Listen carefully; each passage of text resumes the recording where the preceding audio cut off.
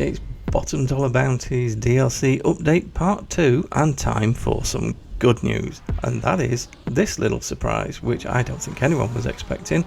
The Anis Euros X32. So, based on the Nissan 300 ZX, which you might also know as the Fairlady Z, depending on where you bought it, if you had one. This is a fabulous car from the 90s. So this, at the time, I believe, was about a 3.5 litre twin turbo, just an utter beast. Really top tuners car at the time. I always thought they tried to style it a little bit on the EB110 of the time, which means it looks, you know, a little bit funky from some angles, but the way they produced it in the game, absolutely brilliant. So bravo on that one. So no Imani tech on this one. Reasonably sensible price. However, this one comes with a HSW upgrade, and that makes me happy. Now, there's a slight issue in that, I'll be totally honest, after putting the HSW upgrade on, it didn't feel quite as fast as I would expect a HSW car to be. That's not to say it's slow at all, it's not. It's got a good takeoff, it's everything the Envision, the Envisage isn't. It's got a good takeoff, it seems to have a decent top speed, and it makes a lovely noise. Now, customization is okay, could be a little bit better, but it's certainly good enough. It's in keeping with what you do with the car at the time.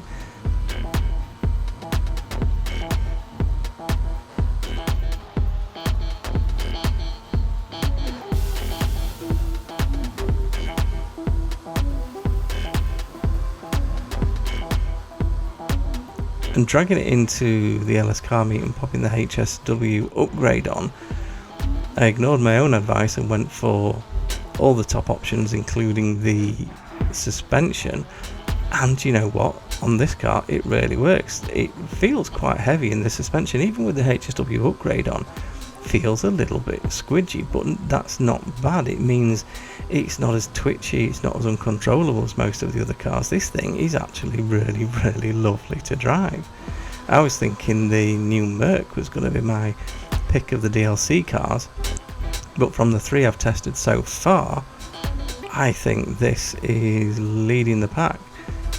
Now, the looks are very much a personal thing. I love it, some people might hate it. I was an 80s child, so I grew up in the 90s, and I had my first cars in the 90s, so this was the sort of thing you looked at but couldn't afford. So I love it, you might not. Anyway, let's have a look at the top speed.